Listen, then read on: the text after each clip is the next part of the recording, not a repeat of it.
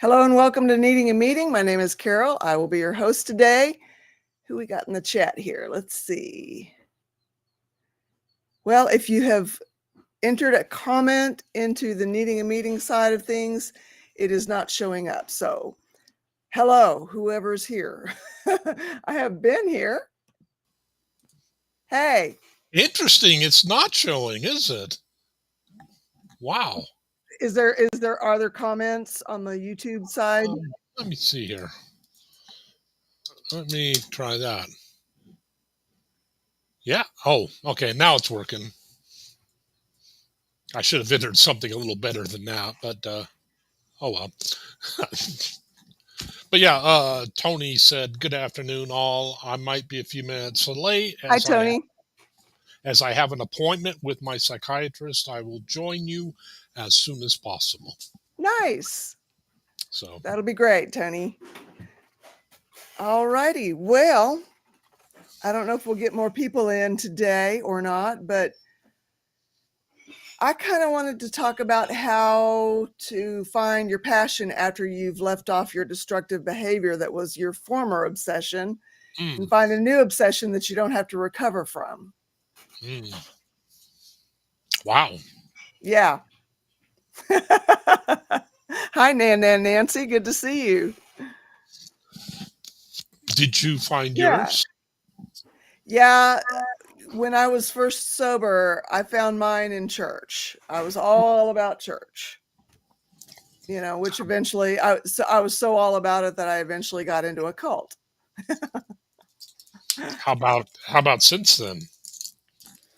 I've been floundering a bit with it. Okay. And I feel like my inner life has suffered as a result. I do.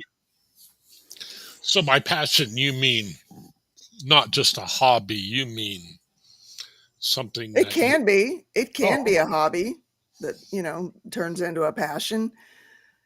I'm kind of back where I was before I found the whole church thing, is in that I have a lot of interests, but not a lot of ways to focus on one. Oh. Okay. And ways to make it work for me is maybe even making a living, or making it work for me, period. You don't have to, you can have a job and still have an outside interest. Yeah. Working a job, being in a band, whatnot. I've been in a few bands here and there. I get bored with them though. Have you tried well, I don't know what your slobbering skills are like, but if you develop some, you could certainly think about becoming a percussionist. It's one of the prerequisites we have, but that's where we learn. That's great. I honestly, though, I do get the band thing. There are periods where, yeah, it seems very cool, but there's also periods where it seems to be kind of, So yeah. I hear you on that. Yeah. And it seems odd that music would be something where you'd go, but it's just if you're doing the same thing. Yeah. And it's not, Yeah, I guess there's not to be a successful band out on the circuit playing live, you kind of have to, do the same thing and perfect it so that it doesn't sound like SHIT, Well, yes, that is very true, and that is very grueling. Even it is. Even on the amateur circuit, it gets to be. I absolutely detest. No, I shouldn't say it that way. I detest the whining a guitarist would give me. Like, wow, I have to change strings. Oh, how much that set of strings cost? Wow, this cost me what, $8? I have to change drum heads. Each one cost me 12 to 20. I got 15 of them. Sometimes you break cymbals, at least if you play hard enough. You grit your teeth enough. Either.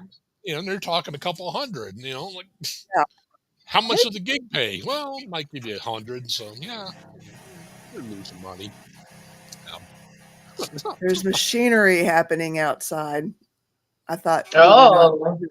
Oh, There's Christy. Hello, Kevin Hawthorne from the lifeboat side. Good to see you. There she is. Plant Freak and Christy. Hi, guys. hey. Hey, how are Christy, ya? she's got some passions. Some passions. Yeah, I Cussing was does kind of that count? Yeah, it does. But no, after leaving off, something that we're obsessed over, such as an addiction or an addictive behavior or a destructive behavior, how do we find a new passion, something that we don't have to recover from? Right, You know? right. Yeah. To be perfectly honest, am I okay? Am I glitchy? You're a bit A fuzzy. little blurry, fuzzy, yeah, but not bad. Okay. Huh. Can you hear me okay, other than being blurry? Yes. Yeah, I can totally hear you. Okay. So my new passion is finding furniture at garage sales that has been abandoned and bringing them home and repurposing them and making them new again, but painting them like really vibrant colors and doing really fun things like that. And then of course writing is a huge passion for me, and it's a great way for me also to work through my emotions and kind of do it in a healthy way. But I'm written some stories and some songs and things like that. So it's not just writing in a journal. It's actually like writing for a purpose. Photography. I love photography. Wow. And so that's how did you that's discover something that? else that How did you discover that was a passion? Photography. So it was really kind of funny. There is so my family is very artistic, and they can all like paint and draw and do all of these amazing things that I cannot do. And so when I was a young girl, my dad had this book by this guy named Kurt Marcus, and I did not know who he was. For those of you that don't know who he is a self-taught photographer who photographed for Gucci. He shot Cindy Crawford. Like, this was in the 80s and the 90s when all of that was really big. So he was a huge photographer, but I didn't know any of that about him. And my dad had this book called Buckaroo's. It's called Buckaroo's Images of the Sagebrush Basin. And it was all pictures of people that I knew. Like, I knew the people in this book. And my dad looked like the people in this book. And I thought, okay, I can't draw, I can't paint, I can't sculpt, I can't do any of this. But I got a cowboy dad and I've got a cowboy brother, and I can do this. So my dad went to a flea market and found a really awesome camera for me.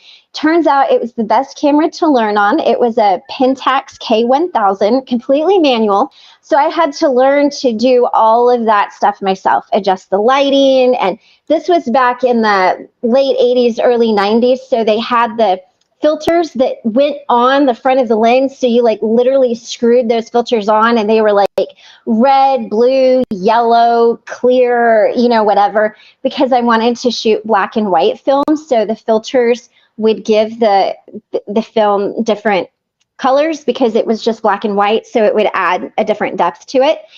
And so I went out and I just shot my dad. And then we looked at composition because but that sounds really funny, huh? I shot my dad. I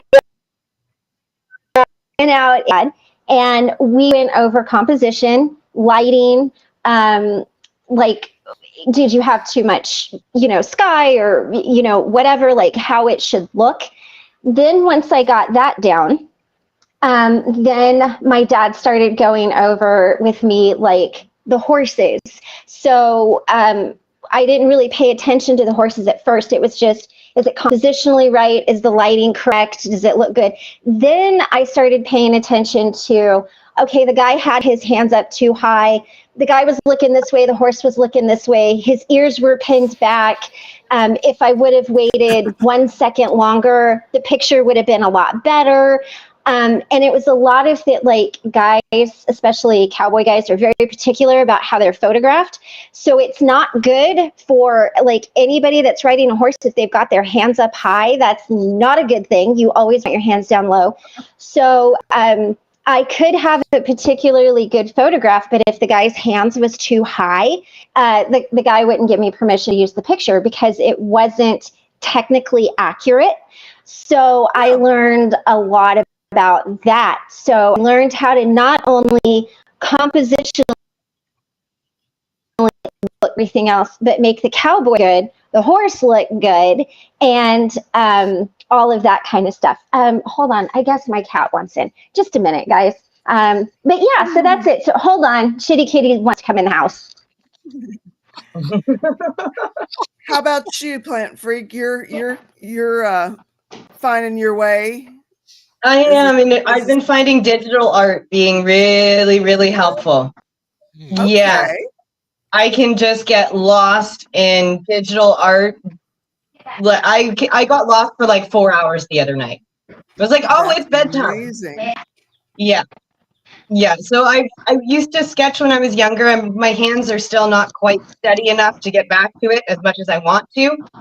But that's why the digital art's kind of coming in really handy, because my hand isn't quite steady enough again for me not to be picky about all the imperfections in my sketches, because we're always our worst critic, right?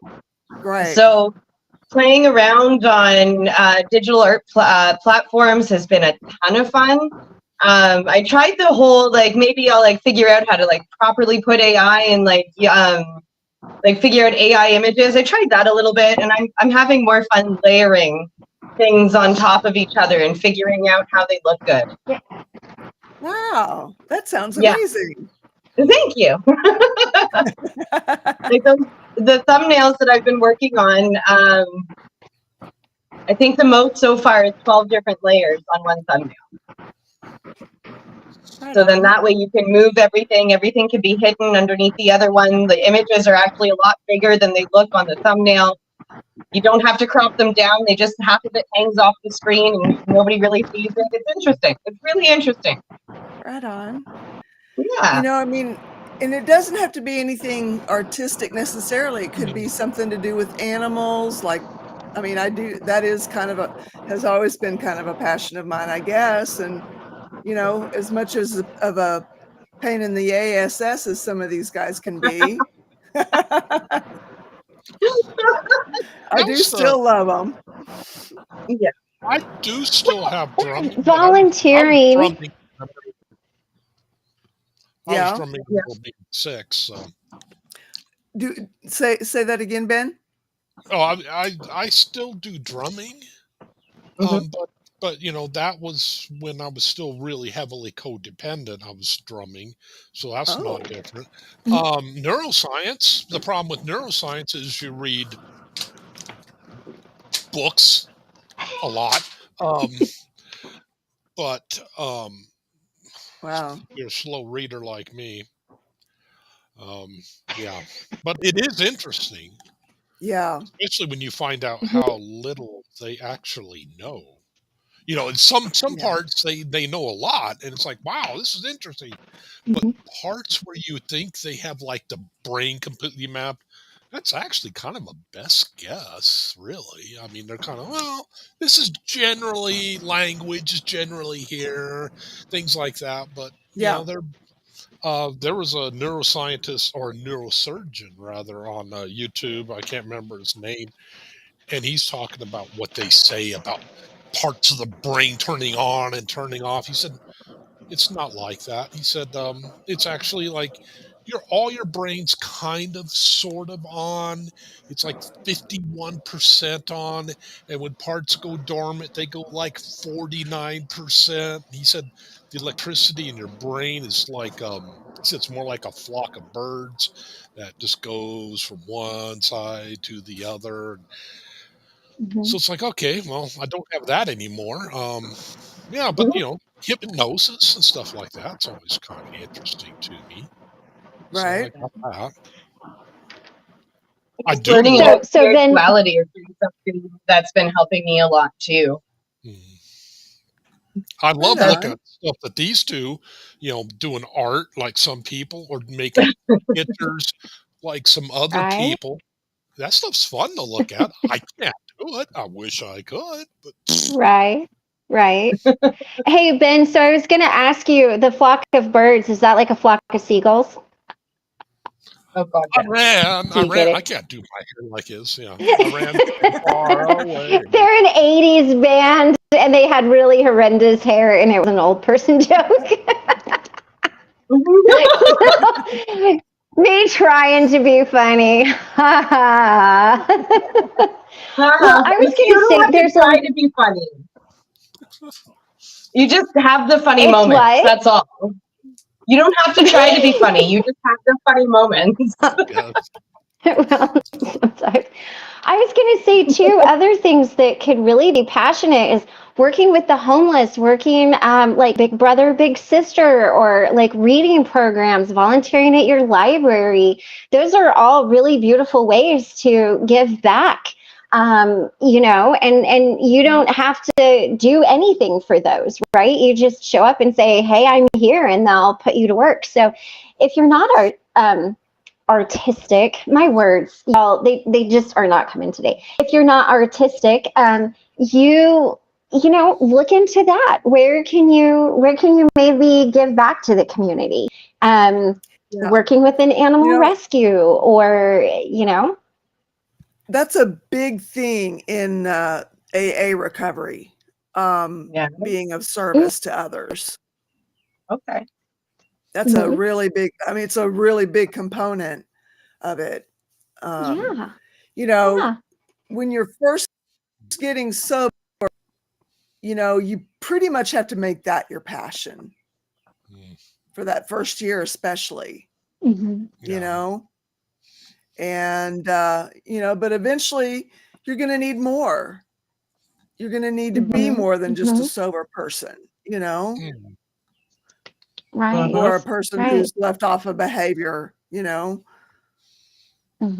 Mm-hmm. Yep. they're surfing like Tara.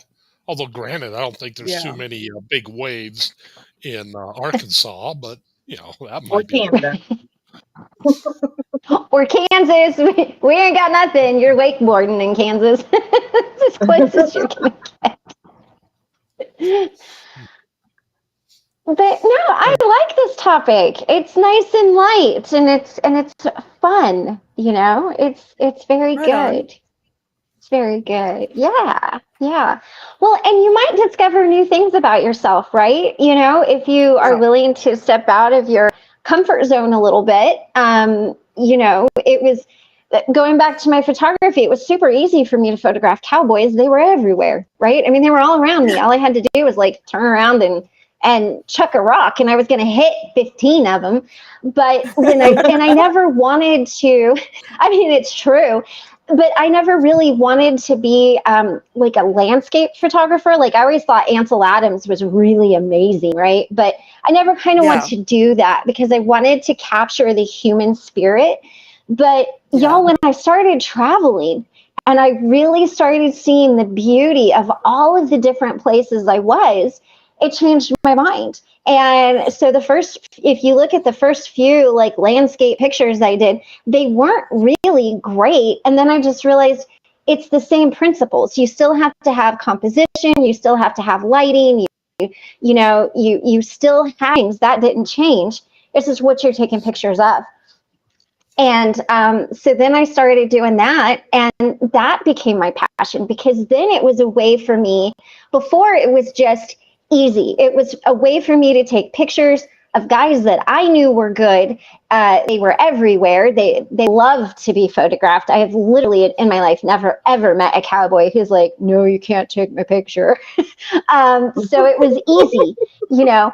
But then when it got to landscape, I realized it's how I could share my journeys with people and take people to places that they've never been, maybe would never get a chance to go. You know, like I've got some pictures of grizzly bears in the Yukon of Canada, right? And not everybody's going to get a chance to see that. Now, granted, I was like hanging out of the truck with my arm out the window with my phone, and Michael thought I was going to get eaten. But still, it's that sharing. You get right with yourself. I have been fighting this dog all day, y'all. Like, I don't know if any of you have kids. Yes, I don't know. Like, for those of you that have kids, you know, when your kid is just on a tear and you're like, oh, that's kind of, you know, Mikey's extra special today. I just can't say that. He's extra special. I just wish he was not so extra. I'm like, can you not today? Not today. No. What about Christy in your recovery? Were you able to find something post recovery that kind of helped you get through? Yeah, again, going back to those things that just, for me, writing is a huge thing. Anything that allows me to express myself, because believe it or not, I talk a lot, but really people don't know that much about me. You know, I talk about everything else but me. And so anything that allows me to process my emotions like that. So I did start doing a lot of writing again. And for me, when I was, you know, when I'm struggling with my eating, when I'm struggling with addiction, all of that stuff stops. I stop taking pictures. I stop writing. I stop doing those things. And so I have none of that. When I'm, you know, as I'm coming out the other side of it and getting better, I have more of it. And so, you know, you'll see. Now, granted, it's going to be different pictures, like, you know, the wheat fields or whatever, but you'll start seeing more pictures pop up. So that's another way for me, you can kind of tell, because my passion, my focus changes. So you see less and less of that, and then you start seeing just nothing. And then as, you know, I'm coming out of recovery and dealing with that kind of stuff, you start seeing it again. So for me, it's all of the things that I love stop. They just, and they go away, and you don't see that anymore. I mean, it's not just me hiding in my house, like hiding my eating. It's me hiding everything that I do, because I'm worried, you know. Is my waist small enough? Do I weigh the right size? Yeah. On a personal note, would you say that a survival mode is kind of like that recovery mode? Because the way that you, like, as you're describing that, I'm recognizing some of that in myself, but I'm definitely able to apply it more to the survival mode, because as things wind up again, trying to get to the next step, then I find myself wanting to hermit more, and like, I have to make sure that I'm doing these things so that I can keep the juices flowing and not feel so stuck in myself. Because I know I'll revert, and I'm already having a hard enough time with it being summer and wanting to go sit on a patio, and then having almost like this survival mode trickling back in. I'm pushing myself to make sure that I'm doing the things that I'm passionate about. So my question again, sorry, is, do you think that how you described it, it would also kind of apply to a survival mode?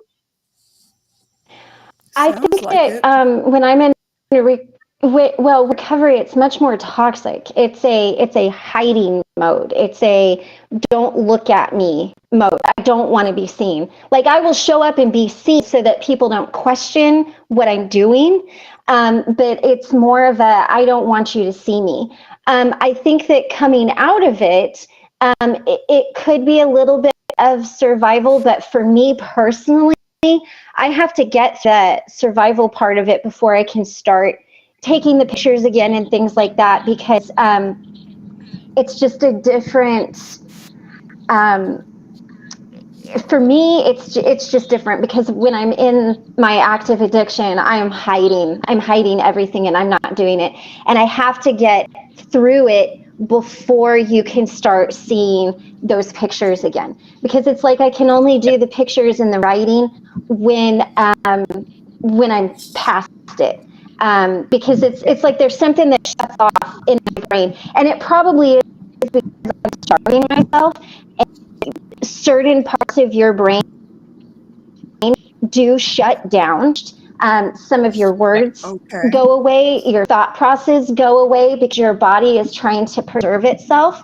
So it's keeping alive the things that are most important. So that kind of creative side goes away. So I don't know that I could do it even if I tried.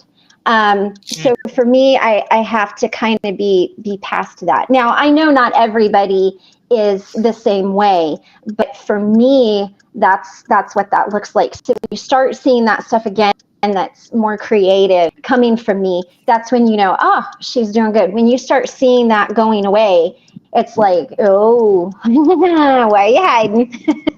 For me, that's what that looks like. For me, it's singing. I can't keep that consistently right now.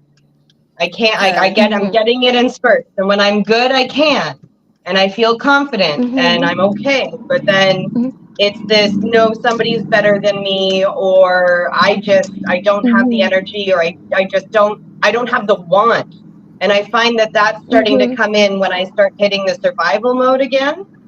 And then that's when I'm pushing myself. Like, the digital art is a new thing, so that's easier for me to keep going. But something that's from the past, that's really hard for me to just be like, I feel confident, I feel safe, I feel okay doing this right now. Even though I love it and I want to do it.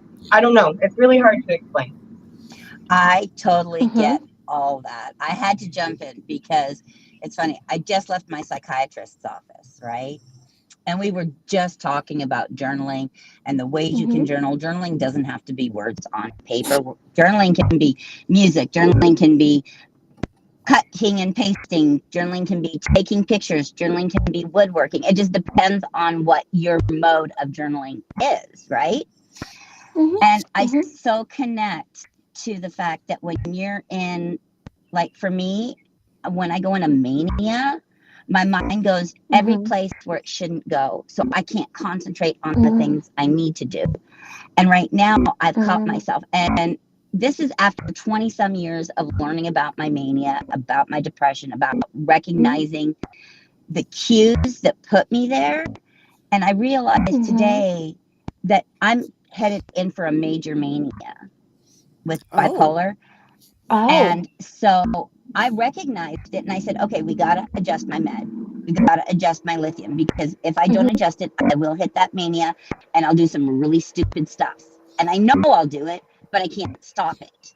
You know, it's just like you guys with your recovery and everything. You get in that phase and you can't stop it. But then once you're in the recovery part, and that's the same with my bipolar. Once I'm in the recovery part, and like, that's why I'm talking fast, because my mania makes me talk fast. So just tell me to slow down if I need to. But with my mania, that's what it does. It just, everything speeds up to super time. And I hate that sound. I really hate that sound.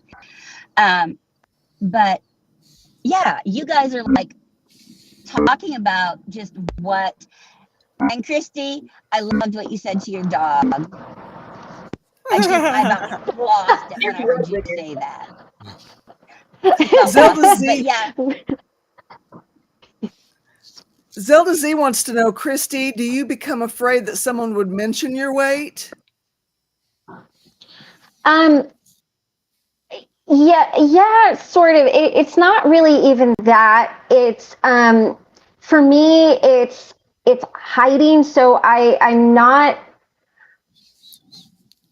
I guess it's more the question that I'm more afraid of is, are you eating? Because I've been asked that question so much in life that it's kind of triggering to me if someone's like, are you eating? Did you eat today? I can't tell you how many times I've had that question. So it's not my weight as much as, are you eating? And so that's why part of the lying for me was, and again, I think I mentioned this before, my one aunt, she's not my aunt anymore, but she taught me, she literally told me, eat in front of them. They won't take you to rehab if they see you eating. So that has stuck with me. So for me, it's the lying. I'm more afraid that I'm going to get caught lying by the people that I love, because I can't lie to the people that I love. Like I have tried and I can't do it, and I find excuses and everything else. It's just like Michael, he's like, would you sit down and eat? Oh no, I got to take the dogs out. I've got to go do your laundry. I need to go to the bathroom. I have to run down to the front and ask a question. So it's that avoidance. Does that make sense? Does that answer your question? So it's not the weight as much as it is the eating. Are you eating? I don't want anybody to ask me that. So what would be the better question if somebody wanted to help you?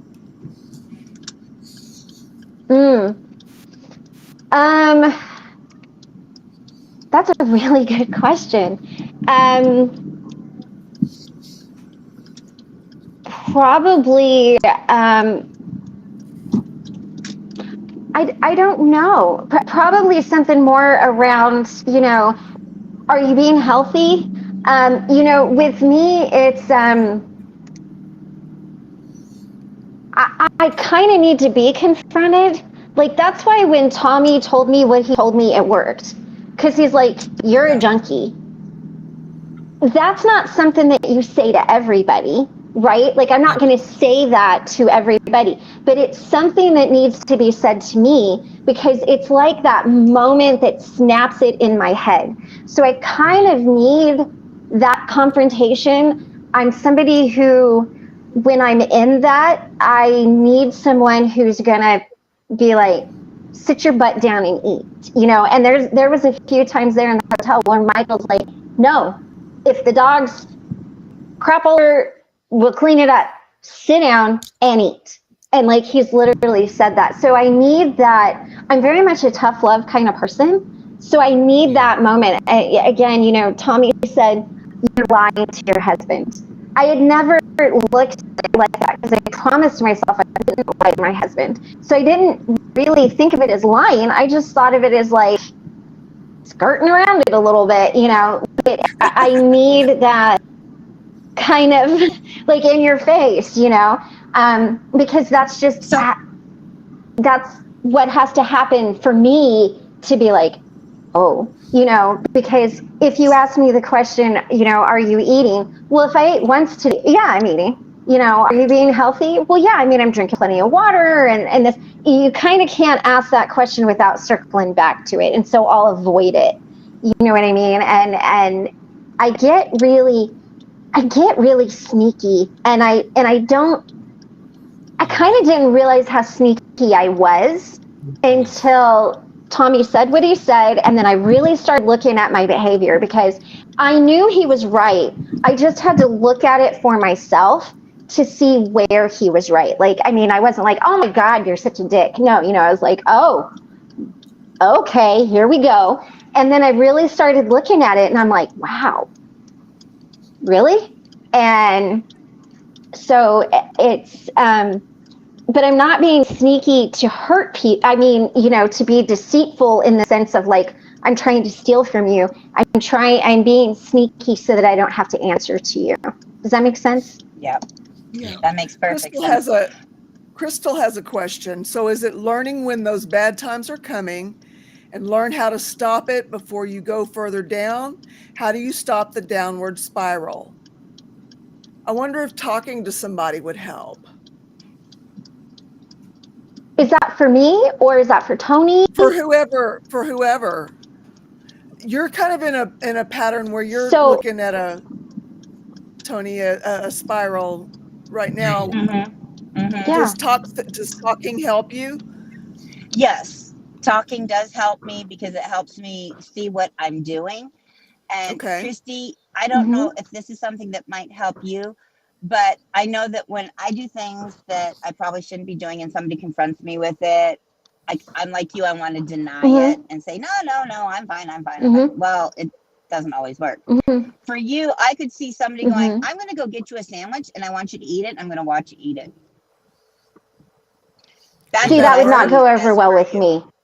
Oh, No, probably not, but it's tough love. absolutely not. Yeah, but that's a toxic kind of tough love. That would send me into a defiance that'd be like, you know what?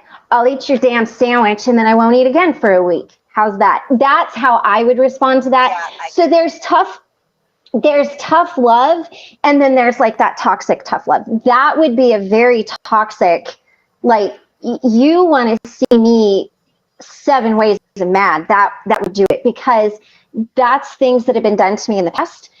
But again, like with what was said, you're lying to your husband. It's confrontational, but it's not like, I don't know how to explain it. It's like I need it to jolt me so that I can look at my own behavior. But yeah, that would not. And not only that, I wouldn't do that to anybody because I know what that struggle is.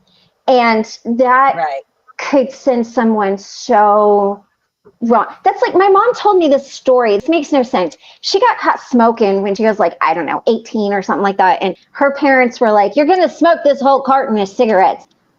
Dude, my mom did not quit smoking. She's like, okay. And it's like, why would you do that? So it's kind of that kind of thing. You're like, did you really help? What was your intention behind that?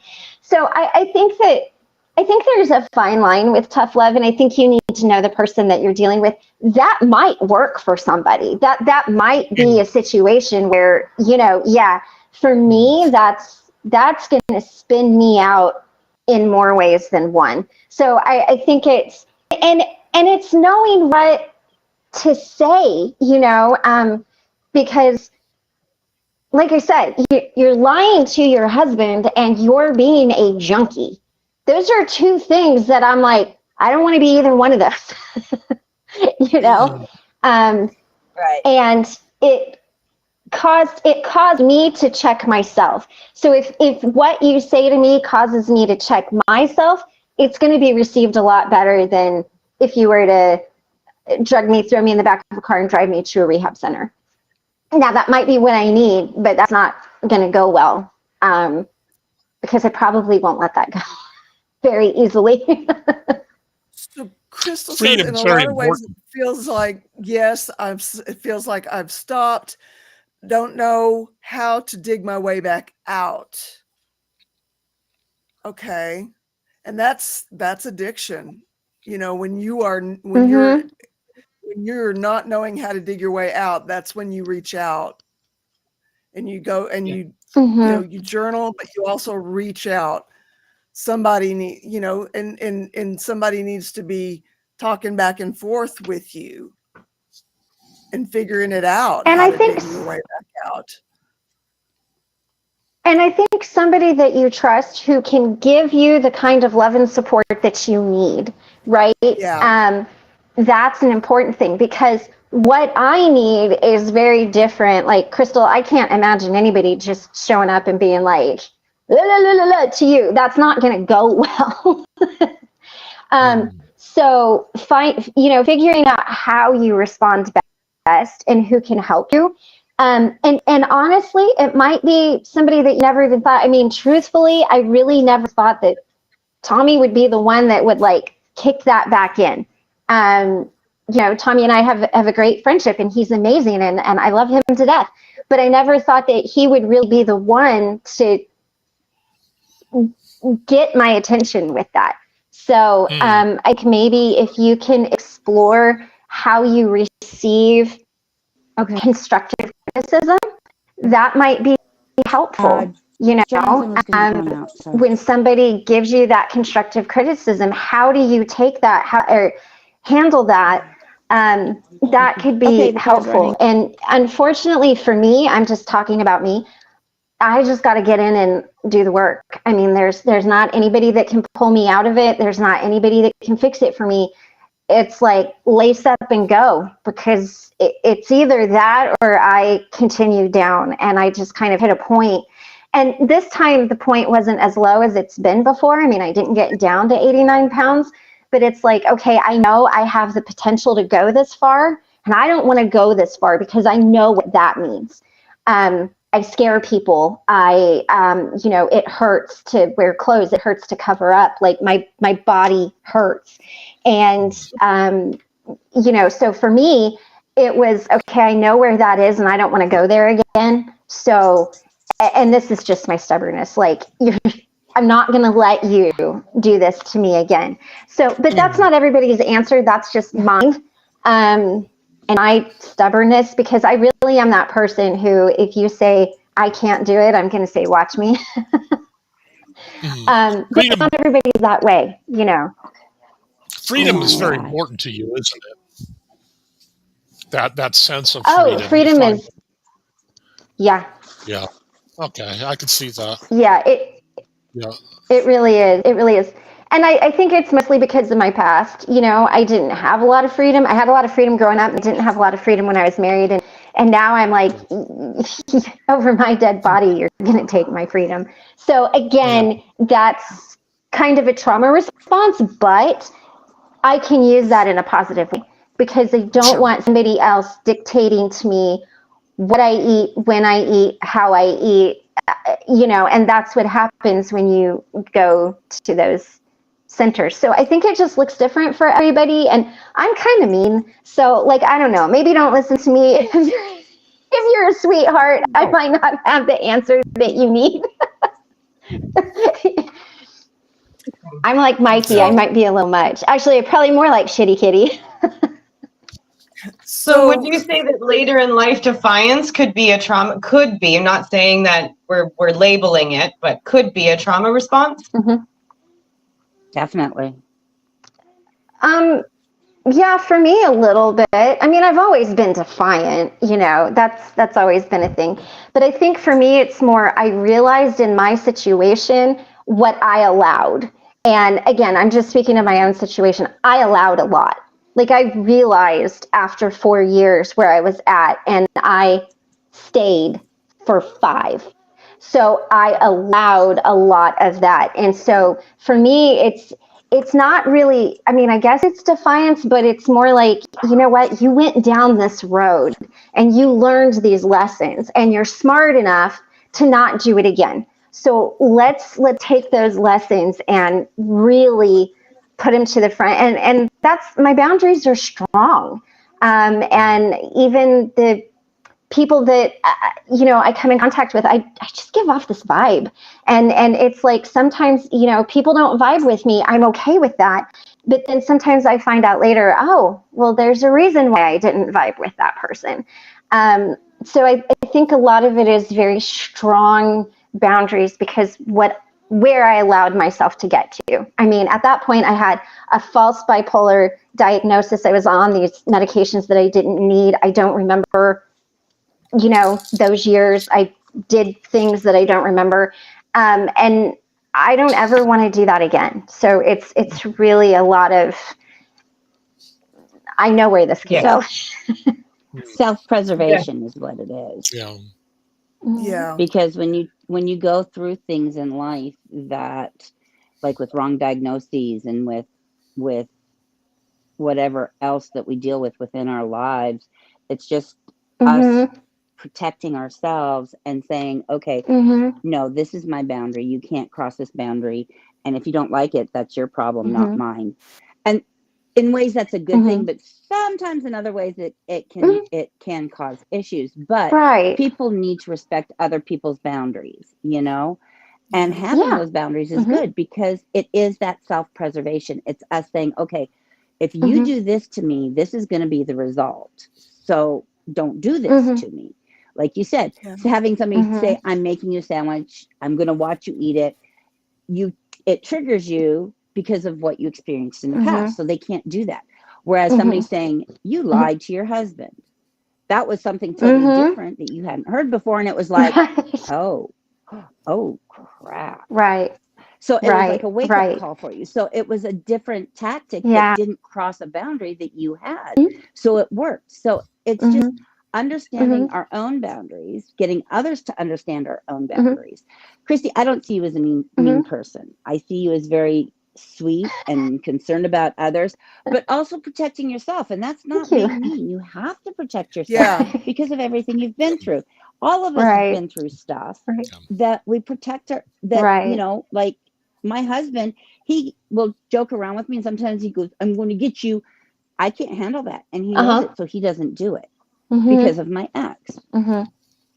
So he doesn't do it. And every now and then he'll start to do it, and he's like, oh, nope, can't do that. That's her boundary. She can't handle that. And he recognizes that. So like for you, it's that sandwich issue. You know, you can't do that to you. So we all have to accept what our boundaries are, realize what our boundaries are, and not be apologetic for our boundaries, because all they are doing is there to protect us and keep us safe. Not only physically, but within our own mind. That's something I'm having a very hard time with, is not apologizing for my boundaries. For example, there's an individual whose situation is, it's better for the kids for them to go into care. It is. It's better for the kids to go into care. But I can't hear her part of it because I was put into care. I'm fighting right now. I can't cope with the story. So even though I'm saying I can't, I'm saying I'm sorry after. Like, I'm sorry, like I just can't, you know? So I'm still apologizing for them. And the reason why I asked, and maybe defiance was the wrong word, was last night was my night to cook dinner. I cooked it early because I wanted to make meeting, but they wouldn't purchase one thing for the dinner. And I was like, no, I want that one thing. And I went out and I bought it. I didn't care. Like, I was being, and when you were talking about it, it was like, okay, but now I'm recognizing a little bit of this in myself. And it was as simple as chicken on the bone. You know, that was something that just wasn't a thing for a really long time because somebody didn't like it. So I would avoid cooking that, even though it's my favorite thing. You know, I always altering for somebody else. And it was just like, no, I'm not doing that right now. It's a whole of $7. I'm going to buy the whole of $7 because this is what I want. And then just as you were explaining that, I'm like, I know that these are compounding situations, but I'm recognizing that maybe they were feeding each other. Yeah. Well, and I want to say too, I've seen Cosmic's comment, and I wanted to address that. And then I think it was Zelda had a comment. So I think what's really important is when we're helping people, we understand each of the people that we're helping, and they're very different. Cosmic said, I don't do tough love. I've had enough of that for my whole life. Like, I'm good.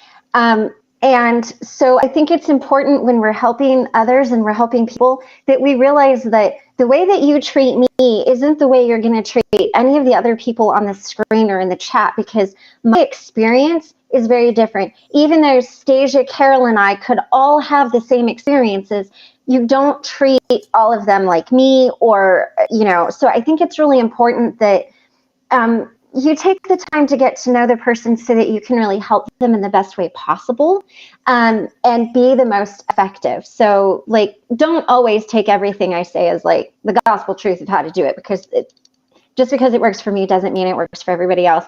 And I think it was Zelda asked, is it easier to force a drug on somebody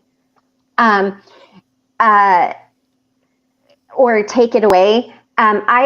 I will tell you, in my situation with my misdiagnosis, it was much easier to get me to take all of that medication than it was to take it away, because I really thought it was going to help me and it was going to fix my situation.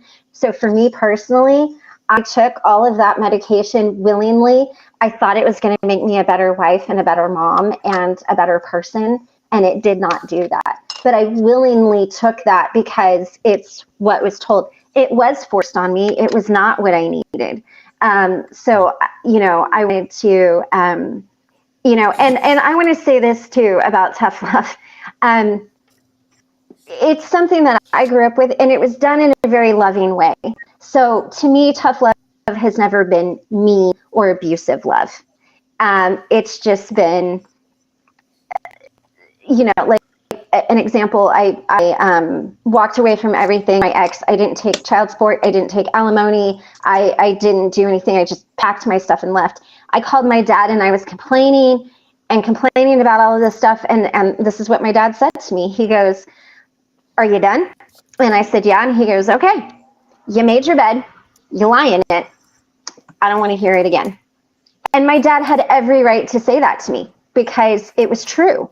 I chose these things and I had to live with the repercussion of my choices.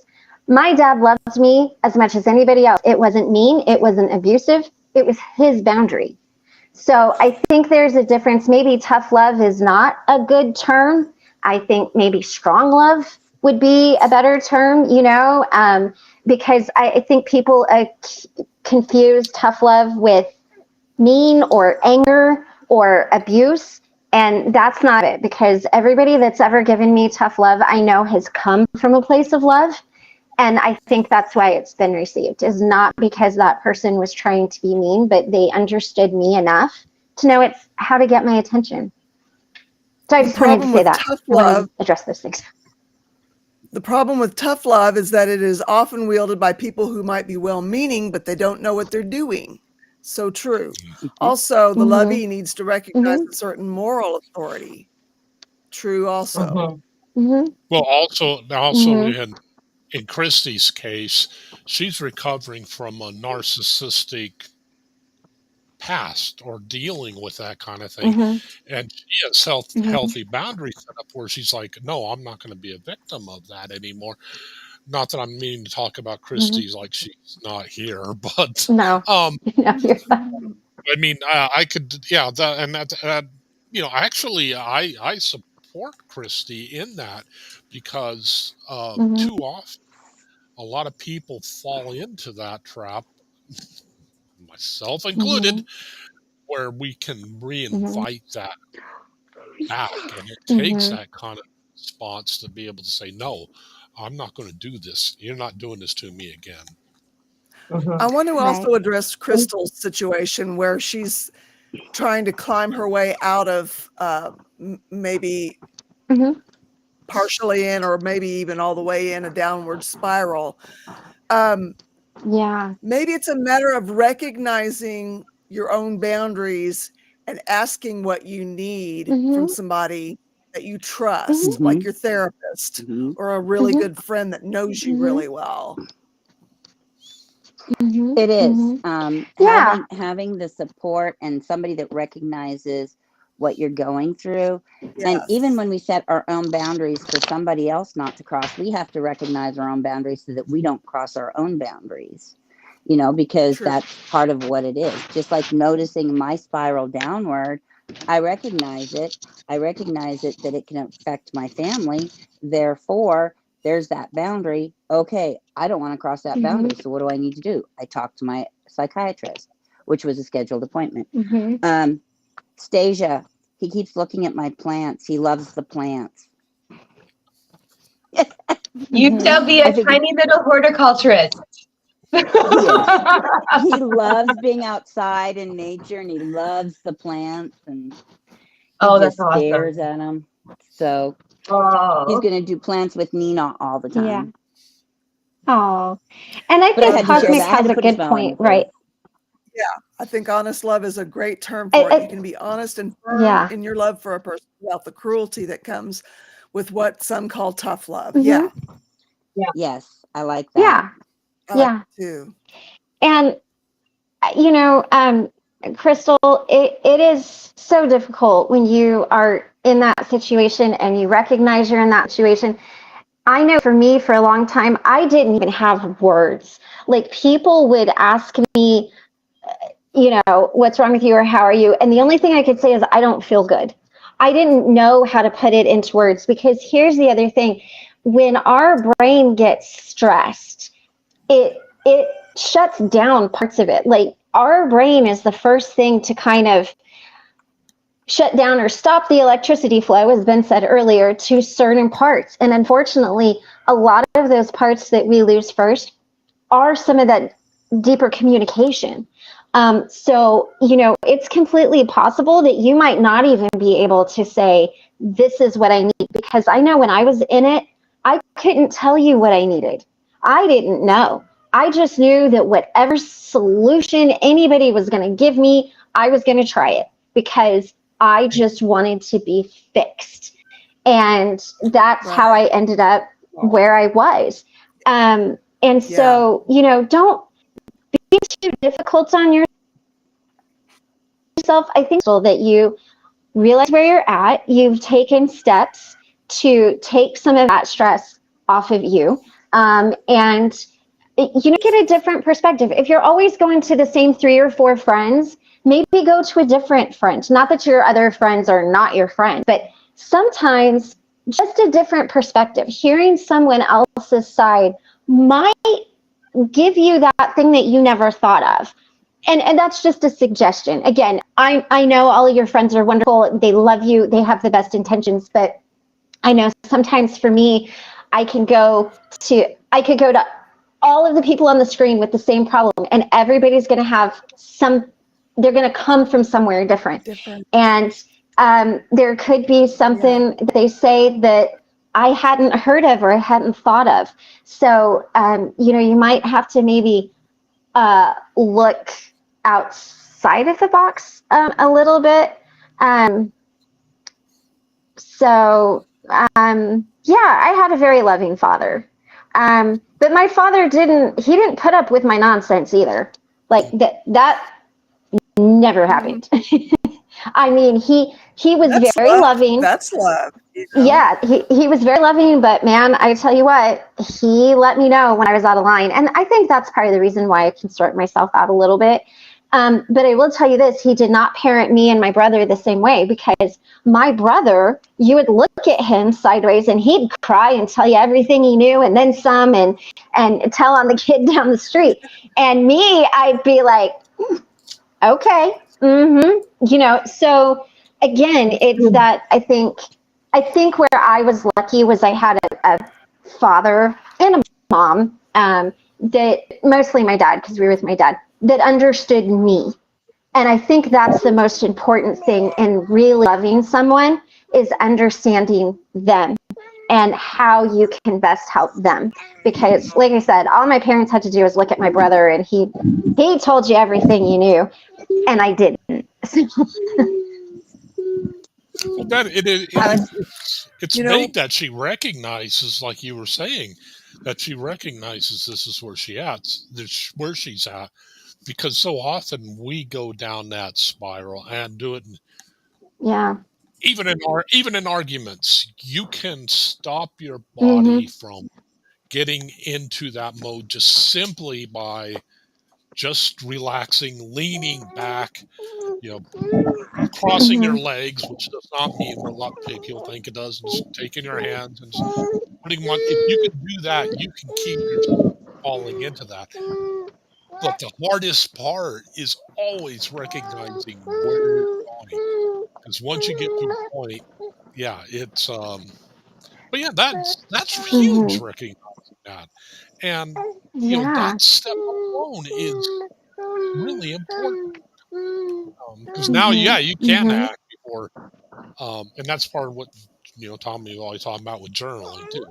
Recognizing where you're at before you get there. Sorry.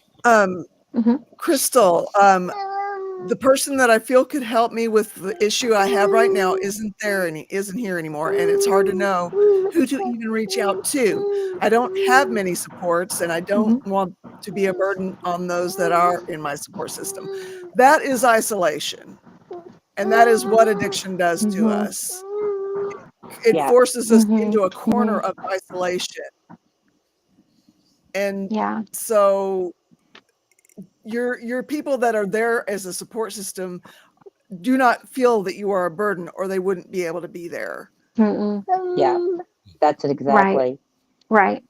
That's it exactly. And I mean, if there's any way, Crystal, that I can help, you're definitely welcome to reach out to me. And it's easy to let those ants take over in our heads of, and really what it comes down to is, for me, I'm not speaking for you, but for me, is not feeling that I'm worthy of somebody's time or love or compassion, and really understanding that I am. I mean, I have talked to Carol, I have talked to Ben, and I have talked to Stasia about things that have really been bothering me, and it took a while, but I think just sitting with yourself maybe and thinking before you isolate any further, I'm worthy of this, and this person knows that I am worthy of this, because I know you're worthy of help, and I know you're worthy of this. You've been an amazing help to me, and I'm proud to be here for you anytime that you need. And but please know that you are worthy of help. I wanted to know that too, is if you could do a video call with that person, Crystal, that person that has been your help in the past. And I'm here too as well to help, any way that I can. I might not be there physically, but you can call me anytime, friend me on Facebook, and we can FaceTime anytime. Rebecca and I came up with a really cool way to be able to get things done sometimes, is we'll be talking to each other on the phone and doing chores around the house.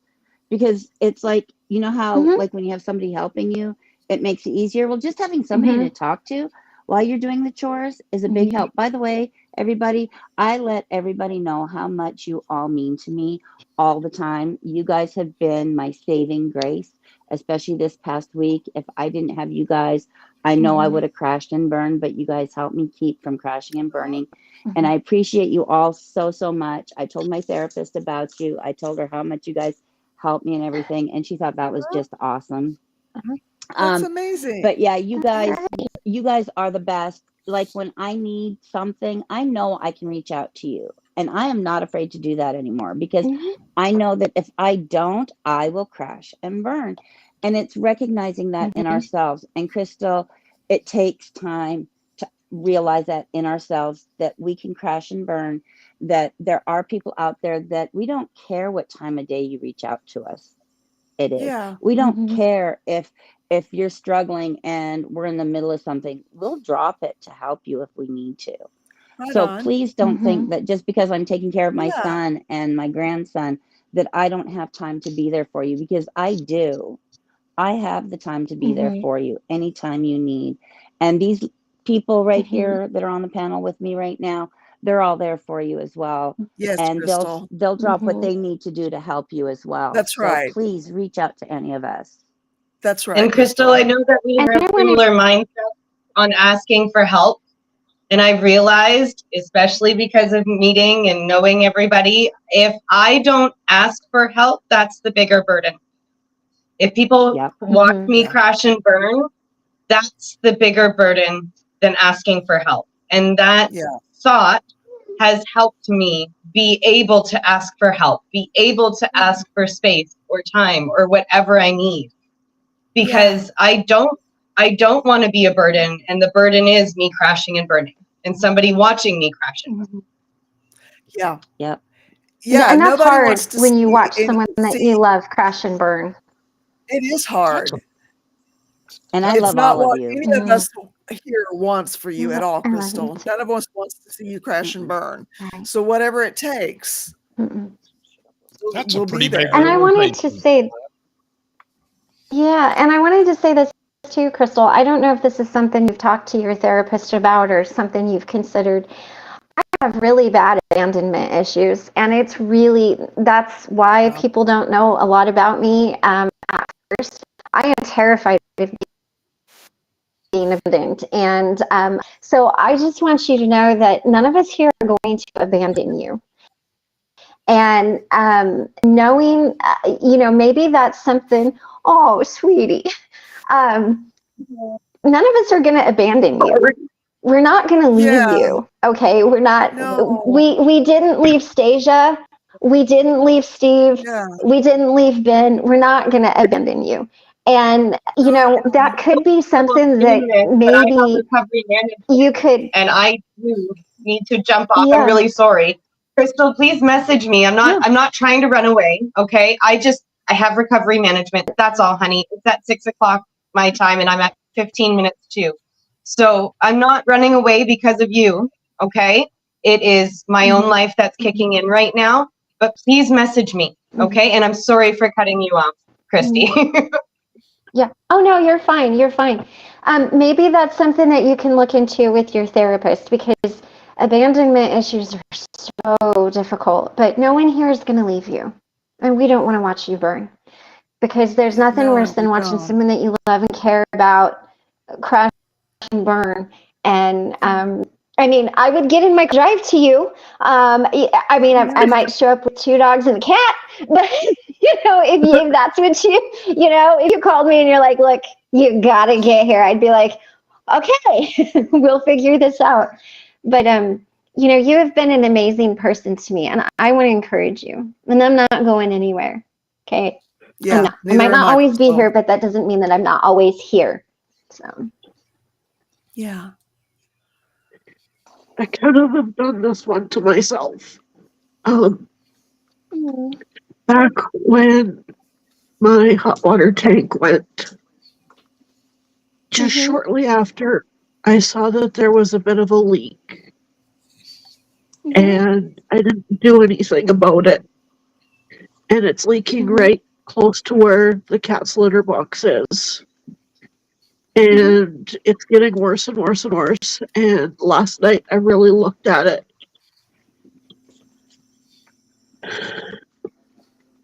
It's gotten so bad that I'm pretty sure it's Leo has also been peeing. And so the wall is starting to turn black because of that. Oh. And I tried spraying it. I tried spraying where the leak is with leak stop or leak seal, and it didn't work. Do you know how to turn the hot water heater off? It's got nothing to do with the water tank. I think what happened. Okay. I think what happened is when they capped the tank, when they had to cap it so that I didn't have water. An old connection where they used to have I'm assuming it's where they used to have a washer dryer, has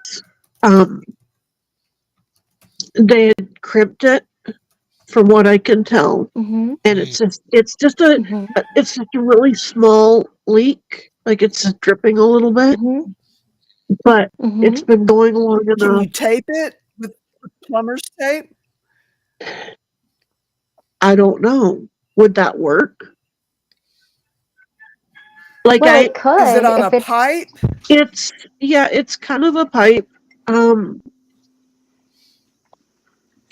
Is it one of those ridgy kind? No, it's just like, I think somewhere I do have I think they call it Teflon, that little white stuff that they put around I think I have that somewhere, but it's just, just give me a minute here. Would a new line? I wonder if a new line would help. No, just give me a minute here and I'll show you. Crystal, my guys. That might be something my husband could help you figure out, Crystal. I was going to say the same thing. My guys could help you figure out. And Dustin knows about like all different types of mold and stuff. He's very well versed in it. So he can tell you how to deal with that black, because it might not be actual black mold. Yeah, black mold. You know how to deal with black mold? You deal with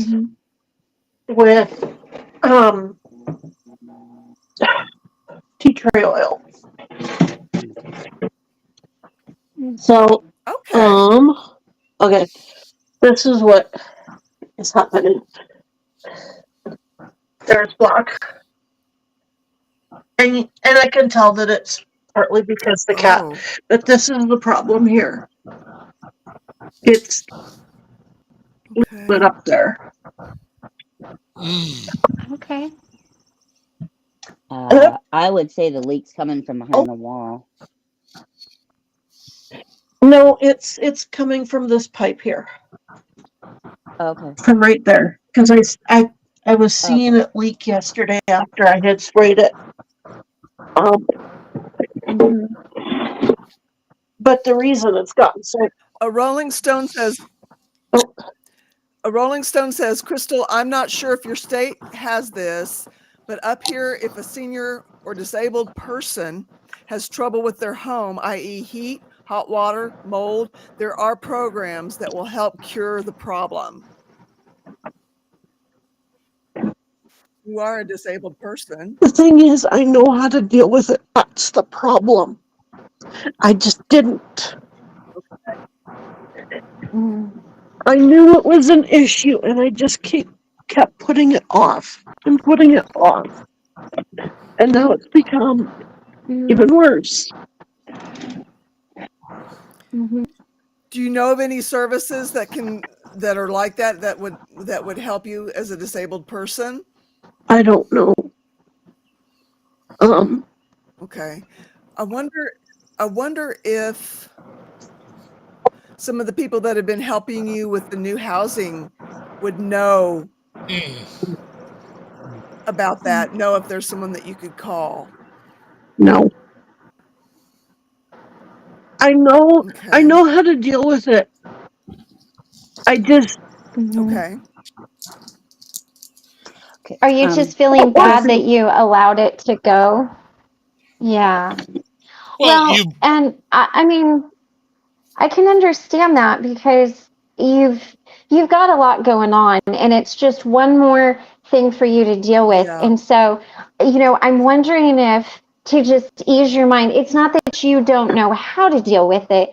I wonder if it would just take a little pressure off of you and something off of your plate, because you're already dealing with this guy from work and all of this stuff. If you could allow yourself to allow someone to come in, because we've all done that. We've all done things where we know we should have fixed it and we didn't fix it, and then it caused a huge problem. Girl, I messed up something so bad. You know what? It ended up costing my husband $20,000 to fix. I'm pretty sure you don't have a $20,000 problem.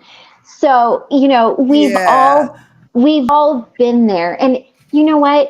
It's okay to just let someone help you with that. It's not that you don't know how to do it, but it might just be emotionally, it's just easier to have some help with that. And there's nothing wrong with that. Yeah.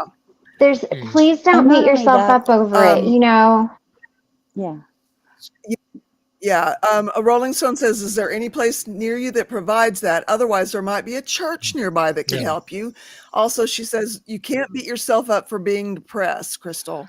There are very few problems that I have that aren't self-inflicted to some extent. So I understand the pain of being really angry at yourself. And I did too. And I understand it too. I did too. Crystal, there's been so many times that I've been in your place where there was something small I could have fixed, and I let it go because I wasn't in a place in my head where I could fix it. Please don't blame yourself. I know it's easy to say, but hard to do. Okay. Been there, done that. We all have. Okay. But don't blame yourself for it. You have been dealing with so much stuff. We know what's on your plate. And this was the one thing that just tipped that scale and made it so, like, what else is next? What else do I have to deal with? Right. Right. And so just don't beat yourself up over this. Okay. It happened. Yeah. Find some help. You can fix it, certainly. But do you have time? Probably not. You're dealing with too many other things right now. Let somebody come in and help you. Well, if you're not working and you feel like you can fix it, that's fine. But let somebody come in and help you. Let somebody come in and give you that hand that you need at the moment. If I was closer, I would be there in a heartbeat telling you, okay, what do I need to do? How can I fix this? What do I have to do? and I would do it for you. But Mhm. unfortunately, I'm not. So please, please, Right. please reach out. There's people in the community that would be more than willing to Yeah. come in and help you. Don't feel like you're being a burden, And because you're Yes. not. You're not being a Right. burden. Asking for help, there is No. nothing wrong with asking for help, because we all need help sometime in right. our life. So That's right. please don't feel like you're a burden, because you're not. You are not. So, and I just and we're You here are for and I not. you just want to 100%. Yeah. say and I just want to say too, Crystal, you're not off work because you're vacation. You're off work because it was so stressful that your Right. emotional health was taking a toll, and the doctor said you can't do this. Yes. So it's not like, you're in Bora Bora and this is going on and you're like, I mean, this is something very different. So Yeah. please don't do that to yourself, because this isn't a fun thing. This is like I said, it's not a vacation. This is it. You've got to get this figured out. And, there were times that it took everything I had to just wash my hair some days. And so, please give yourself that grace. Well, I mean, hey, it's good to not have hair, right? But She has to shave it, give but your right. Which I did have a shaved head for a while. It was kind of fun. But give yourself that grace that it's okay. It's okay. Shoulda, woulda, coulda. But right now, Yeah. just see what's available. I mean, I don't know if you go to church or if there's something like that. I mean, there might be some sort of program or something like a Rolling Stone brought up, and there's nothing wrong with that. Yeah. We've There all done isn't. it. Not one bit. We've all done it. And Mhm. that's the thing. You've been Yep. operating in survival mode for how long? I mean, Mhm. first you had the hotel, the Yeah. house thing come up. So then you're dealing with Mhm. all that, and you're just got over that. It's like, okay, this is going to come along. It's going to take a heck of a lot longer than I thought. Blah blah blah blah. You got all this other Mhm. crap you're dealing with. Then on top of that, then you have Captain Captain Idiot. You have this person that you're dealing with. So, have a little mercy on yourself. You want to talk about Yeah. you Yes. want to talk about leaving things. I could put you all to shame. I've had in my house that in Bisbee, I had a hole in my roof. I knew it was there. And it's like, okay, well, Mhm. fine. I'll get up there and re-roofed, redecked, re-roofed. Okay. Well, then I go and I decide I'm going to pull down the drywall. Boom! Pull down the drywall. Black mold. And I don't need a mask. So I go ahead and I get rid of that. Yippee, yippee. So then I get black mold exposure. So then I get a heck of a so I got a lot of it. But I didn't get a little bit of it. I didn't get the little itty bitty. No, I had a huge patch of it. I can handle this because I'm. Just doesn't know who I am. So fine. So I go ahead and I throw the drywall out. Then a couple years later, I find out, wow, I'm not losing weight like I should be. Why am I gaining weight? I go to get tested. Oh, well, gee, your cortisol levels are sky high. What caused that? Oh, check out this mold you were exposed to. You were exposed to a lot of it. So yeah, medical bills and blah blah blah. Yeah, and Ooh. Mhm. years I've been dealing with that. Doing the sauna thing, looking like a baked potato in the silly electric thing. Um, that's neither here nor there. But yeah, trust me. Mhm. Anything that you let go pales in comparison to what I have done, young lady. So you're an Also, Heather amateur says in the past,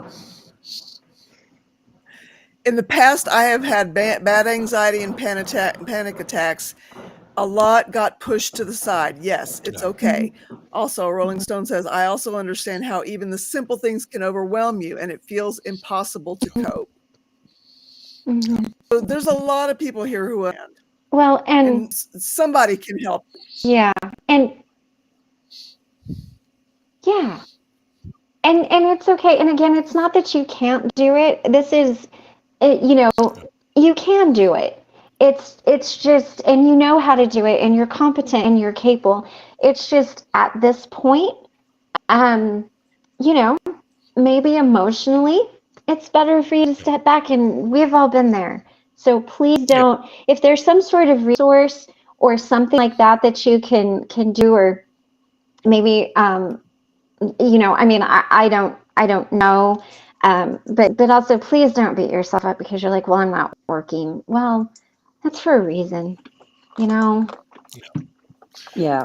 And that's the thing is to a church, even if you're not a member, I mean, the pastor, whomever, they probably won't be, but they will know probably who to call and who, if there any program available, or hey, you know what, we have this Yeah. handy dude that does this. You never know, but it's Yeah. important to get somebody that's outside your head right now, because you got so much stuff you're dealing with.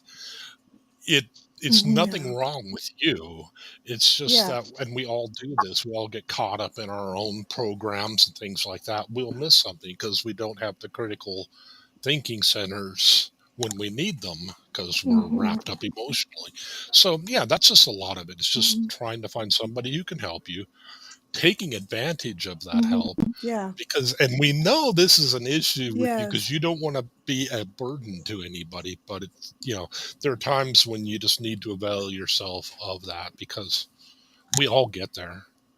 All of us do. Crystal, Yeah. how many times have you been there for Yeah. other people? Yeah. You've lost track, right? Let somebody be there for you. Let us be there for you. We want to be Yeah. there for you. And here's the Yeah. thing. Do you have a Unitarian Yeah. Universalist church close by? I don't think so. Because I was going to say, they are really good about helping people that need help, because they're about environment and community and everything else. Otherwise, I'm not sure which one to suggest. But we're here for Do you have like a Habitat for Humanity? Ooh, yeah. Oh, sorry. yeah. Not that I know of. Do you know that? Not that you know of. Is there some sort of, so what Habitat for Humanity is it's somebody that I know what it is. it's all volunteers. Yeah. Is there something like that maybe close by that you have that's? I don't know. Okay. I haven't been going to church because the church that I was going to doesn't have a pastor anymore. Oh. And the people who are in leadership, I don't trust with a 10-foot pole. Okay. One of the female of the main couple that is in leadership, I went on a ladies' retreat weekend with her and a couple other ladies. I was better friends with one of the other ladies than her, but the other three were fairly close. And I wanted to go because it was the last Women of Faith conference that they were going to have. And I overheard this one lady saying in the morning, because I was in my own room because of my anxiety and stuff, and then the other three were in an adjoining room. And she said to the other two, she says, Crystal's so selfish. She can't even, she's just sitting there, and then she just disappears and not even listening to what we're saying. What had happened was, after the evening session on the Friday, we had gone to a McDonald's, and it was just about closing time. And we were in there, and there was this young, I guess probably in their teens, couple that were sitting kind of like we were sitting here and they were sitting over here, but I could see them. And you really needed to tell them to go and get a room or go out to their car if they were going to continue what they were doing. They were pretty much laying down on top of each other on the bench. Oh. Yeah. And I was seeing that, and I disappeared because it was too triggering. Yeah. But Golly. they might not have seen that. I don't know. And Golly. after that, I shut down. I didn't Yeah. tell them what was going on. I didn't tell them that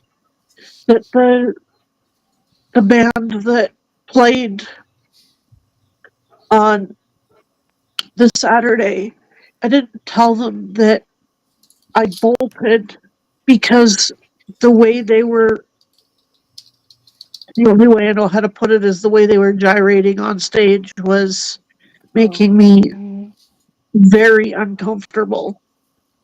And so I bolted, and crying just about as bad as I am right now, crying to the point where I couldn't breathe, went to the prayer room because I was so triggered. And I knew I couldn't even say that to the one that I was close to. But now to find out that the one that's saying, oh, well, she doesn't think of others, she just thinks of herself. I'm not about to sit under their teaching. Yeah. If that's how they treat people. Yeah. That's not right. Yeah. Do they That was have? so No. mean. It is No. very wrong. No. Yeah. Do So they I have don't know sister where I'm going. churches? They're not in this community, no. Okay. Crystal, not to cut you off or anything. My son is an idiot. He has his body brace on and he decided to go ride his motorcycle down the street. What? Yep. He has What a in broken the back. world possessed him? But he says it's more comfortable. He says riding his bike is more comfortable than sitting in the car. I'm just like, oh my God, child, you are going to be the death of me. So there's something for you to laugh at, Crystal. My child being an idiot. Spoken like a true outdoors guy that's off-roading, that kind of stuff. Yeah, I hear it. So, but I understand that. Dustin and I were attending a church here in town, and I started going more than he did because he was busy with other things. And we went to services one day. I was greeted. The pastor acknowledged me, never acknowledged Dustin. I was so angry. I never went back after that. Yeah. Yeah. Yeah.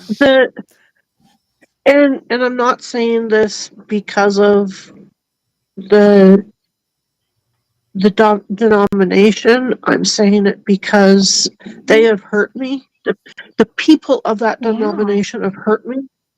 One of my best friends from Bible school, he was a pastor of that same denomination that I've been going to here.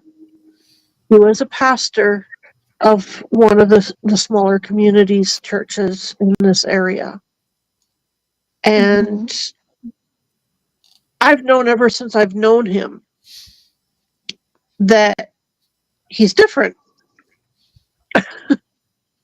He's just this, he was so easy for me to talk to and be with and feel comfortable with, and I didn't feel like he was ever going to try anything with me or anything, and it was comforting. And when he moved back to this area and became the pastor of this church, I was happy for him. He's got a family, and he was doing really good. And then he ended up with a disease that made it so that he had to learn how to walk and talk all over again. Oh. And as he got better, when he finally got better, he part of his getting better was he needed to be true to himself. Okay. And so he came out, Okay. and the denomination came down, the higher ups came down, and they said to him, get out. You are no longer welcome here. Your family isn't welcome here. You are not allowed to set foot in this building again.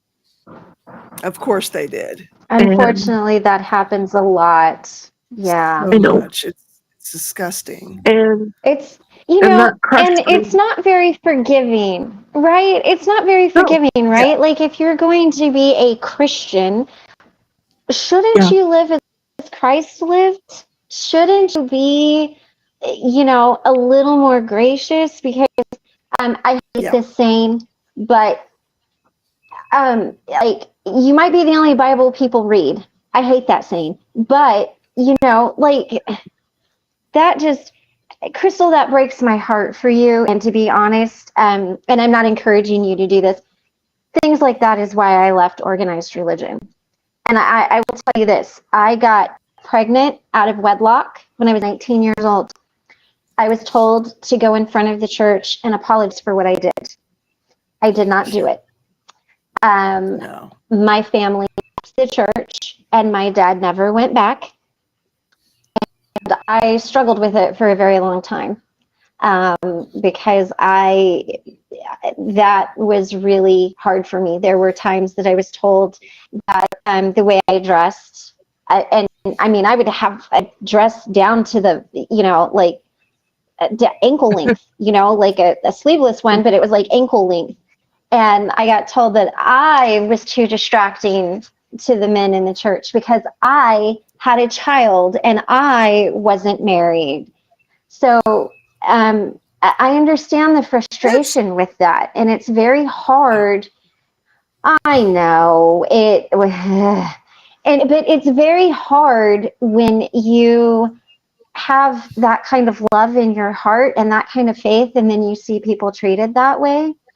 So I'm so sorry that you experienced that in your church, and I know that God is important to you, and I know the Bible is important to you, and I hope that you can find a church that is more in line with you know, the teachings that you believe. Because again, you know, just because I'm not in organized religion doesn't mean I don't respect it, and it doesn't mean that I don't understand that there's a lot of people who love that. And I hope that you're able one day to find a church where you can feel comfortable and feel accepted. You know, I really hope that for you. The thing is, when I Is there a first started Salvation going to this, there's a Zelda clothing asked, store. was There's the not a Salvation church here. Oh, Yeah. okay.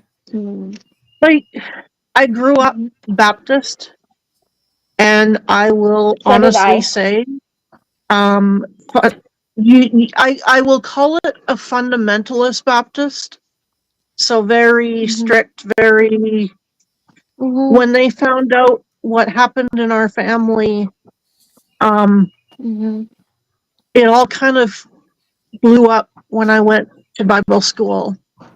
And as I left that weekend, I knew that the following weekend they were having a congregational vote or members vote to kick our pastor out.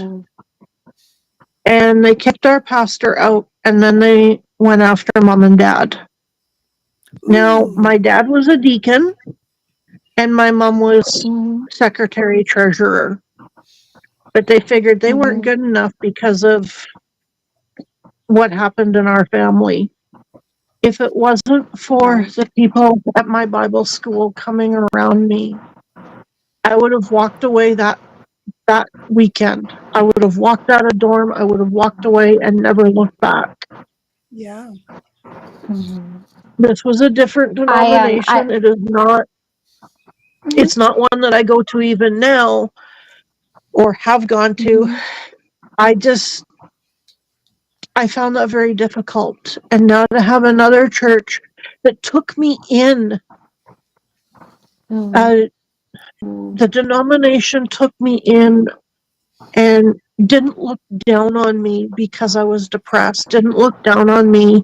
They came around beside me and said, how can we help? Yeah. And now to have the same denomination first kick out my best friend, Yes. and the hard part for me to even step foot in a church. My friend Jay, he was like the pastor of this church. After he, and I didn't want to listen to the gossips and stuff, and so I ended up talking to him the one time, and I said, well, what's going on? Why were you asked to leave? Because I had heard you'd been asked to leave. And he says, well, I came out. And I looked at him, and I said, I don't understand. And yeah, I did. He was the very first person, besides my therapists, that I said, me too. Okay. And I am so scared to go back into the churches and then find out and kick me out. Crystal, I am so sorry that you struggle with that. And you know what? I am proud of you. I am proud of you. I see you and I acknowledge you and I love you no matter what it is, you know. And I grew up in a Baptist church too. Mine was very strict, and I know exactly what you're talking about. But you know, I hope that you find the spiritual comfort that you were looking for. Yeah. You know? Yeah. Yeah. Mm-hmm. Because I still love God. And yeah, well, of course you do.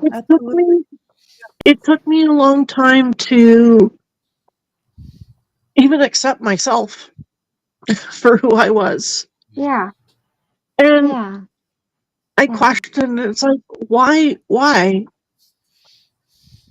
Because growing up, I was taught that that's a sin. And I cried out to God, and I talked to him, and he said, I didn't make junk, Crystal. You're not a mistake. That's You're right. who I made you to be. That's right. And that's true. It took a long time for me to realize that. Yeah. Yes, it means for myself, I will never have a relationship. But I'm so sorry you feel that way. I honestly, I don't think I could ever have a male or a female touch me in those kind of ways ever again, just because of the way I grew up. Yeah. So you know, Crystal, my doctor is actually his name is Clay Reedy. He is a gay man, and I love him, and he is my soul brother and my best friend. And I would love to get in touch with him and see if it's okay if he had a lot of the same struggles that you did about things like that. And you need someone to talk to. He is an amazing, amazing man who's in your community. I actually did an interview with him on my channel, so you can go watch him first and see what you think about him. Very soft-spoken, very kind man. But if you ever need to reach out, I mean, he's in Florida, but I would be happy to put you in touch with him, because everything you just said to me was part of his coming out story. Everything, I mean, and he even said it in our interview, I think, but he has said to me, why would I be this way? How come, you know? So I want to offer that to you, that if you need, and he is a medical doctor and he has his own practice specifically for the LGBTQAI plus community. So, and he treats the whole person. So if you need someone to talk to about those issues, he's a very wonderful person, and I would be proud and happy to put you in touch with him. And I know he would be proud and happy to talk to you about that. He's a wonderful, wonderful man. And he's my doctor. And I love him even more because he's my doctor. But if that's something you ever need, I will do that. Reach out to me and let me know. Yeah. Put you in touch with someone in your own community. Zelda had a good suggestion too. Maybe going to a hardware store. Maybe there's somebody that works there that could help you out. Oh, I know what I need to do. It's Okay. a spray bottle that I need to get. Okay. What I have is called Leak Stop, Oh, okay. but it doesn't work as well as Flex Seal. And so I need to Okay. get Flex Seal because Flex Seal, I guess, will work better when the area is still wet. Okay. Okay. I ended up with some pretty bad nightmares last night about this whole situation at work. And it was hard enough to take the garbage can to the curb this morning and take the pictures that I needed for insurance outside. Yeah. That was hard enough, let alone having to go downtown and pick up a bottle of spray. Well, you guys, I've got to hop off because Michael's going to be calling me soon. But honey, I am proud of you and I love you just the way you are. And like I said, if you ever need to reach out to my friend Clay, he would be proud and honored to talk to you, to just give you somebody to talk to if you need it. If you don't need it, that's cool. But all of you have a great day. I appreciate each and every one of you. And I'm sorry I got to go, but he calls when he gets off work and it's like over 100 degrees there and he's like missing me and the buddy dogs today. So he's a little extra sad. So I've got to be there to answer the phone. Otherwise he'll be like, I called and you didn't answer. So I love you very much. And Crystal, you got this. I have faith in you. I will see you guys all tomorrow. Okay. So and Crystal, I'm going to leave you with the words that a couple people left with me the other day. You are my friend. So I would ask you to be kind to my friends. Yeah. Be kind to my friend. Yeah. Nancy says, Crystal, sharing what you are going through is courageous. It means a lot. And it does.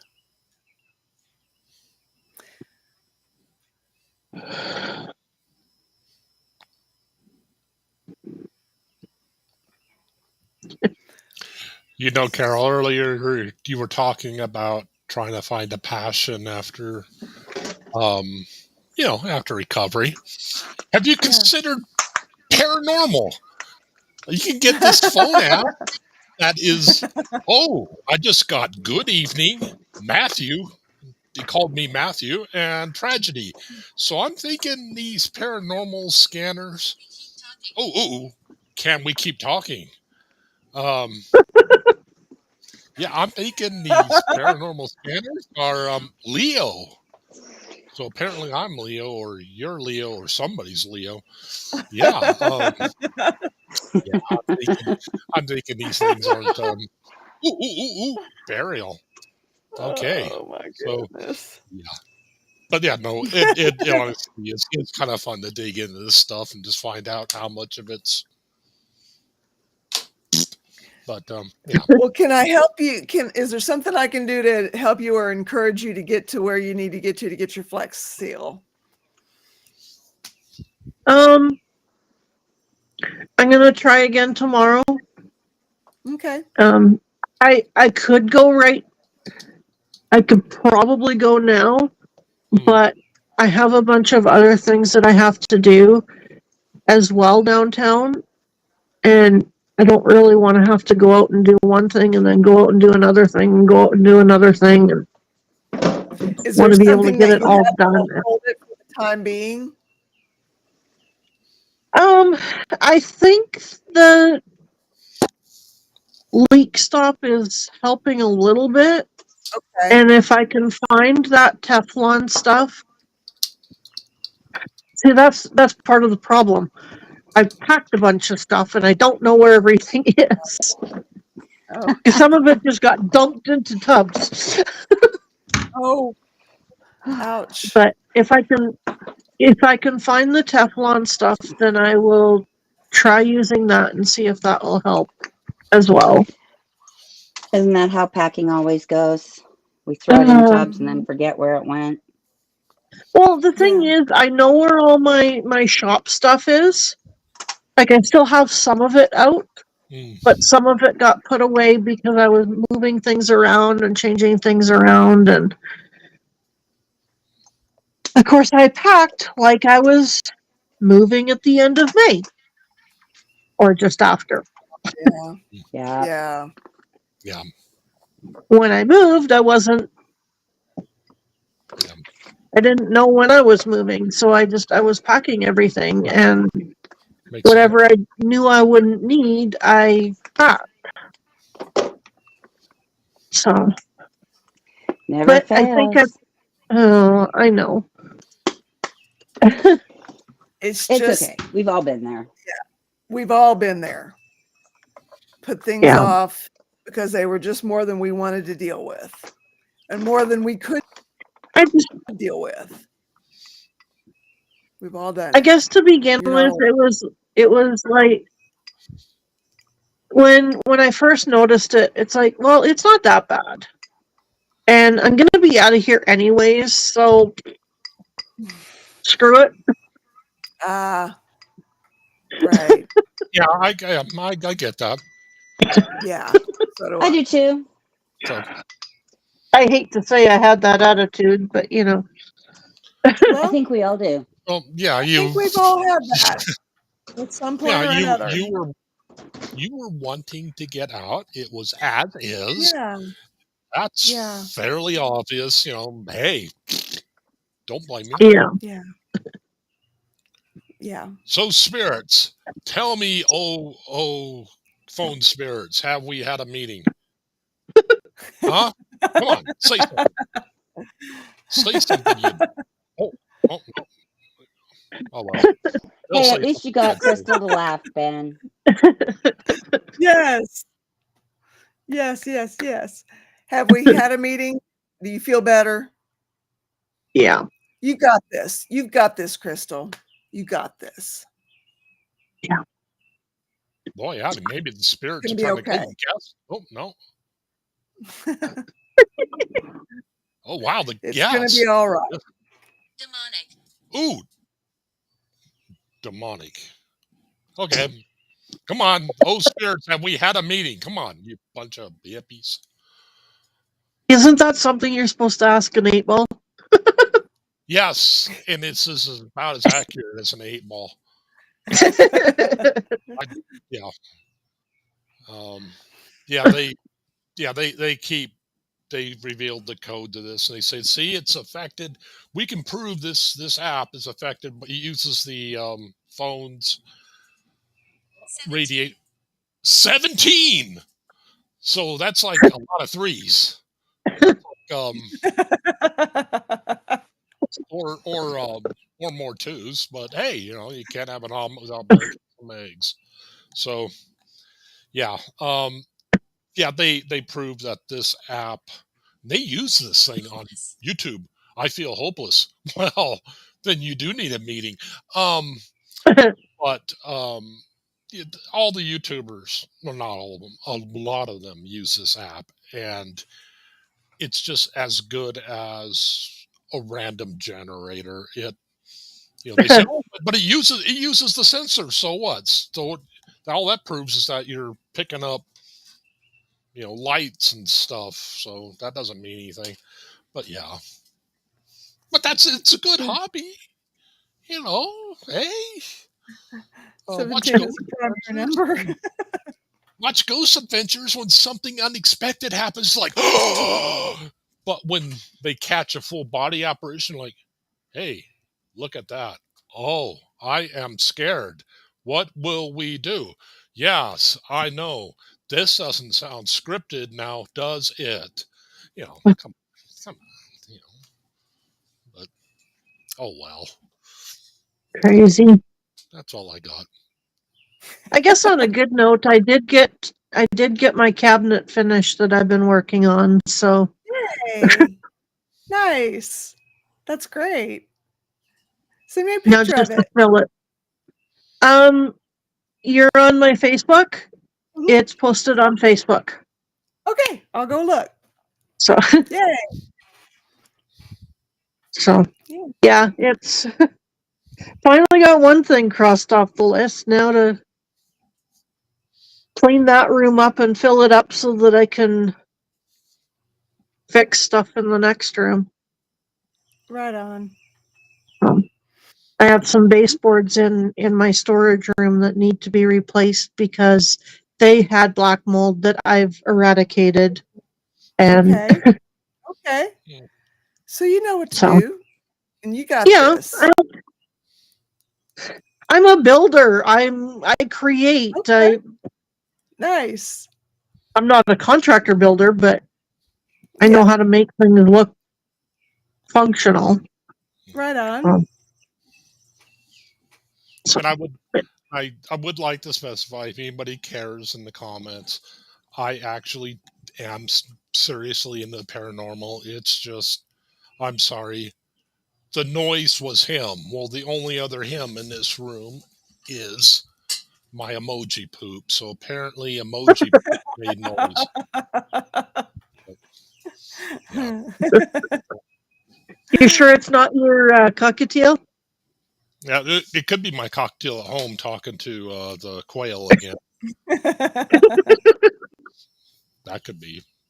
It could be the donkey. Tony B says, Crystal, I hope you're feeling a little better now. We all love you.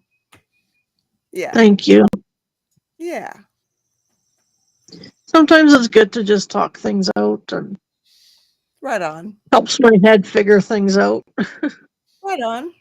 Exactly. I just need to figure out some way because I have when I've been journaling in the past, first it was writing by hand, and then once I had my own computer that nobody was going to look in, I was able to type it. But now I'm finding it even hard to type very much to journal. So I'm needing to try and find some way that I could like just voice talk or whatever, but I don't know how to do that yet. So Well, you could. It sounds stupid. I know it does sound stupid. Keeping a gratitude journal, just simple things. You know what? If you can't type it, just say it out loud. Say it in a mirror. Things that you're grateful for. It's been known to help with depression, imposter syndrome, Wow. stress, several other things. Just from simply expressing, I feel I'm grateful for yeah, car, my house, my job, whatever. I'm grateful for the food. Grateful for the food I eat. I'm grateful for a stupid phone that I can run a stupid spirit talker on. I'm grateful for the emoji poop. Whatever. I'm sorry, I'm reaching. I know, but yeah,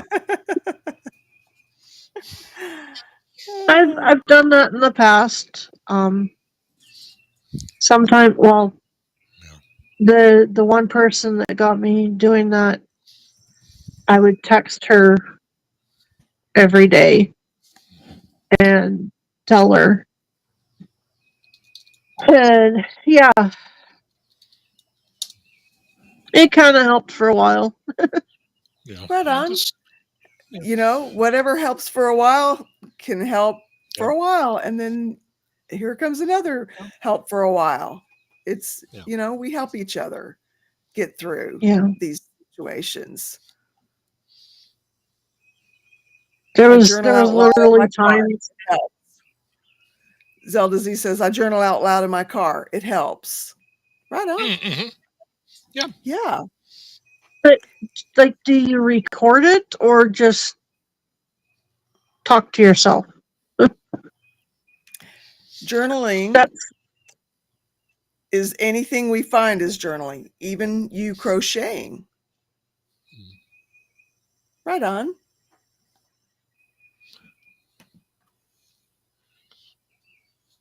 don't need a meeting. So- Can you explain the numbers? Okay. One is praying for you, whatever that looks like for you as a person, sending out good thoughts, good vibes, hugs, whatever it is that you do that is your belief system in what you feel. 2 means I'm struggling and I need a meeting. 3 means I'm all it's part of a heart. I'm all good. Had a meeting. Good to go. So 2 yeah, is you 2 still is need to you dump. still need a meeting. 3 is feel like you've had a meeting and it's all good. And to me, it always looks like Someone that just talks out German loud. commercial of making a VW symbol. We're going to unpimp your ride. That VW. Oh, well, whatever. What do you? I hope you both have an awesome day. Thank you so You much. too, Ben. I hope the donkey's doing Yes. okay, Yep. and Thank hopefully you. Steve's able to keep the Antichrist running a little while longer. You can always throw holy water on it and everything else. So you have an awesome day. You too, Ben. You guys, I love how you care about each and every person that's in here. You care about each other. We care about each other, and I love that. I don't know what I'd do without you guys. Thank you for being part of this meeting. Thank you for being part of this community and for lending your beautiful selves each and every time you come. I appreciate it. And I hope to see you again next meeting, which will be tomorrow at 3:40 Central Time. And until then, peace, y'all.